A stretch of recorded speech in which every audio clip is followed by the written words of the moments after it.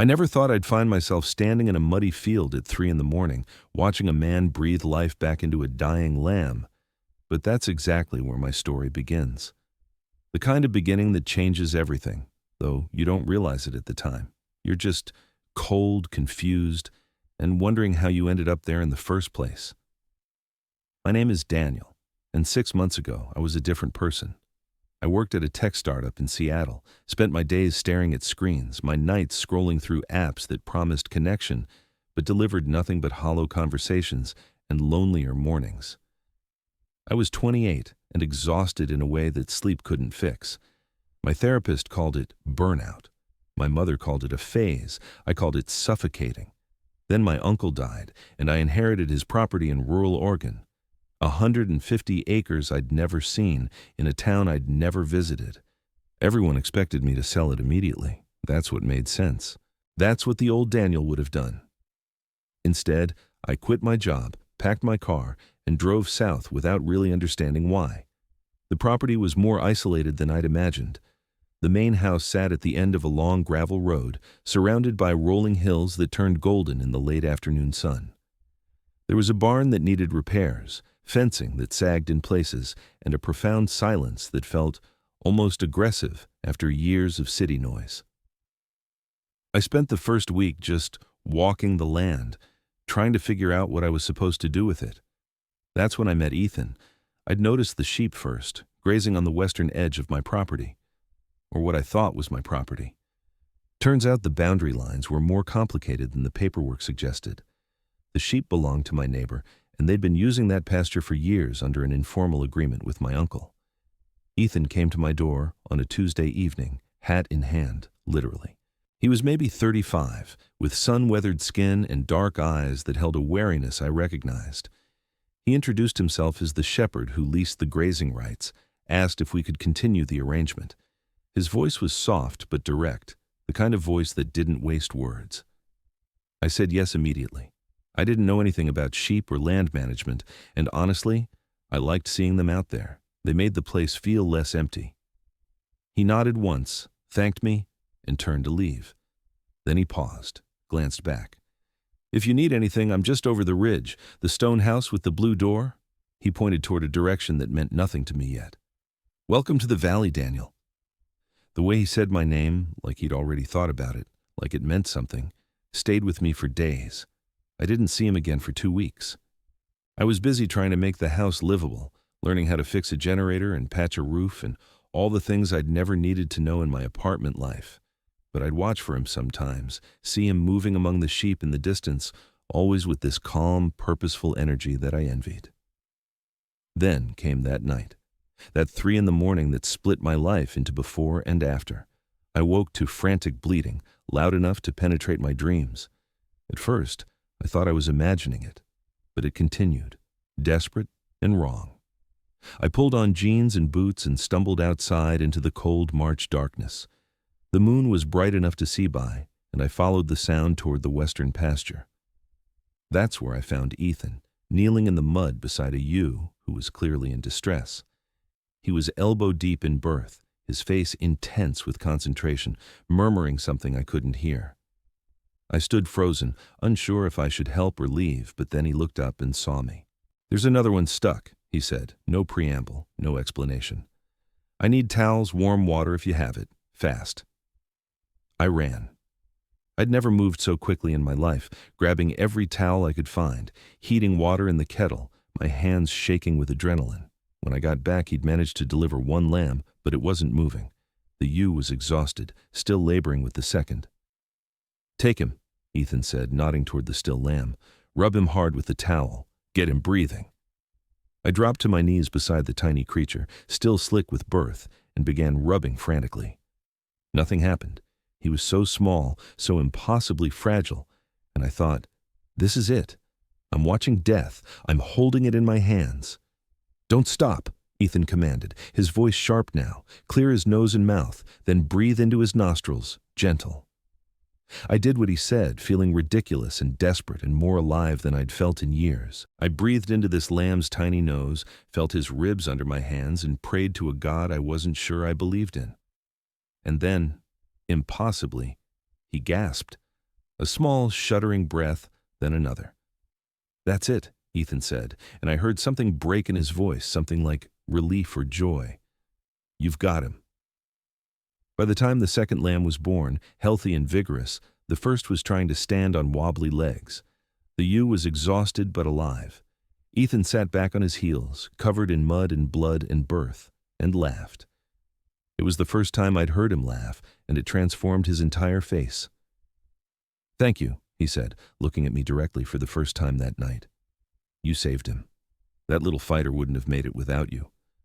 We stayed there until dawn, making sure both lambs were nursing, that the ewe was stable. We didn't talk much, but the silence felt different than the lonely silence I'd been living in. It felt shared, purposeful, like we were holding space together. As the sun started to rise, painting the hills pink and gold, Ethan stood and stretched. He was taller than I'd realized, lean and strong in a way that came from work, not gyms. "You should name him," he said. "The one you brought back. It's tradition. The person who saves a lamb gets to name it." I looked down at the tiny creature, now sleeping peacefully against his mother. "I don't know anything about naming lambs." "Doesn't matter. Name him whatever feels right." I thought about the darkness and fear, and that moment when he'd gasped his first breath. "Phoenix," I said, "for rising from the ashes." Ethan smiled, really smiled, and I felt something shift in my chest. "Phoenix it is. Come on, I'll make you breakfast. You look like you need coffee." His house was exactly what I'd imagined somehow. Stone and wood, warm and lived in, with books everywhere and a wood stove radiating heat. He made eggs and toast and coffee so strong it could wake the dead, and we sat at his kitchen table as the morning light filled the room. "How long have you been shepherding?" I asked, wrapping my hands around the mug. 10 years. I worked in finance before in Portland. Had a whole different life." He stared into his coffee. "Then my partner died, and I couldn't do it anymore. Couldn't do the city, the noise, the pretending everything was fine. I came out here to fall apart in private, and somehow ended up with a flock of sheep." The honesty of it stunned me. "I'm sorry," I said. "About your partner." He nodded. "It's been 5 years. I'm okay now, mostly. The sheep help. They're simple. They need things I can provide. There's something healing about that." I understood exactly what he meant. That's why I'm here too, I think. Not the same reason, but similar. I was disappearing in Seattle, becoming less real every day. And now? Now I'm sitting in a stranger's kitchen covered in mud and sheep placenta, and I feel more real than I have in years. He laughed again, that transforming laugh. "Well, if you're going to live out here, you'll get plenty more opportunities for that. This is lambing season. It's going to be chaos for the next month. Can I help?" The words came out before I'd thought them through. "I mean, I don't know anything, but I can learn. And I'm not doing anything else." Ethan studied me for a long moment. "You sure? It's hard work. Early mornings, late nights, a lot of mess and worry." "I'm sure. And that's how it started. How I became a shepherd's apprentice, how my days began to revolve around the rhythms of the flock.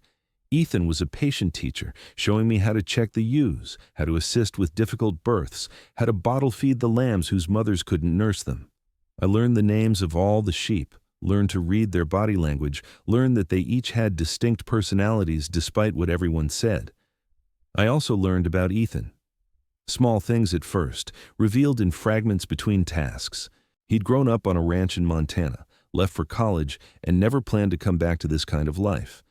His partner Marcus had been a photographer, and Ethan still had his pictures all over the house. He'd thought he'd want to be alone forever, but the loneliness had started to feel less like healing and more like hiding. We spent almost every day together that month. I'd wake before dawn and walk over the ridge to his place, and we'd make our rounds together, checking on the pregnant ewes, caring for the newborns. Phoenix thrived, growing stronger and more playful each day. Ethan had been right. There was something healing about the work, about having creatures depend on you in such a straightforward way. But there was something else happening too, something I tried not to name. The way my heart would lift when I saw Ethan's figure in the distance, the way I'd catch myself watching his hands as he worked, capable and gentle. The way conversation between us had become easier, deeper, punctuated by comfortable silences that felt like their own kind of communication. I'd been out to myself for years, had dated men in Seattle, but it had always felt complicated, fraught with expectations and performance. This felt different. This felt like something growing in soil I didn't know I had, something I was afraid to examine too closely in case it disappeared. One evening in late April, after a particularly long day of moving the flock to new pasture, we sat on Ethan's porch watching the sunset. The lambs were playing in the field, Phoenix among them, and the air smelled like grass and approaching rain. "I want to show you something," Ethan said quietly, "but I need you to understand what it means first." He led me to the barn, to a small pen I'd never paid much attention to.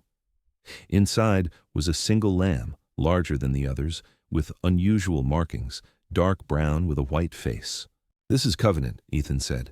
"I keep one lamb from each season, just one. I raise it apart, care for it specially. It's an old tradition from the shepherds I learned from. You keep one for yourself as a reminder of why you do this work. A reminder that it's not just about production or profit, it's about the relationship between shepherd and flock." I looked at the lamb, then at Ethan. "Why are you showing me this?" "Because Phoenix should be that lamb this year. He's the one I would have chosen, the fighter who survived against the odds. But you named him. You brought him back. So he's yours in a way that matters." Ethan's voice was careful, measured. "I wanted you to understand that. Wanted you to know what you're part of now." The weight of it settled over me. This ritual, this tradition, this meaning. What happens to the lamb you keep? It lives. That's the point. It gets to live a full life, not as livestock, just as itself. It's the one you save for yourself, the one you let be free. I turned to face him fully. The last light was fading, turning everything golden and soft. "Ethan, why did you really ask me to help you this season?" He met my eyes, and I saw vulnerability there, the same vulnerability I'd been hiding. "Because I was lonely. Because you looked lonely too, that first day at your door. Because I thought maybe we could be less lonely together." He paused. "And because I haven't felt this way about anyone since Marcus, and it terrifies me. But I'm tired of being afraid." My breath caught. "This way? Like I want to know everything about you. Like your happiness matters to me. Like maybe the universe brought you here for a reason, and I'd be a fool to ignore it." I closed the distance between us, my heart hammering. I've been trying not to hope for this, trying not to want it because it felt too good to be real. "It's real," he said softly, "if you want it to be." I kissed him then, there in the barn with the smell of hay and sheep around us, with Phoenix and Covenant as witnesses. It was gentle and tentative and perfect, a beginning that felt like coming home. The next months unfolded like a dream I was afraid to wake from. Ethan and I became an us officially, though it felt like we'd been moving toward that since the night I'd breathed life into Phoenix. We fell into rhythms together, working the flock, sharing meals, sharing our lives. I moved some of my things to his house, kept some at mine, existed in a beautiful in-between space that felt exactly right. Phoenix grew into a strong young ram, and true to his word, Ethan kept him separate, let him live free. We'd visit him together, bring him treats, watch him play.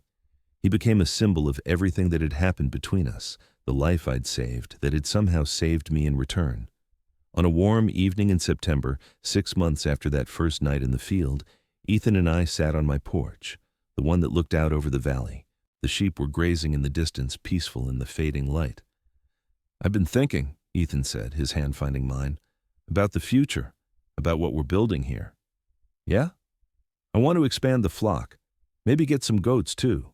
Your uncle's property has good pasture we're not using, but I don't want to do it alone.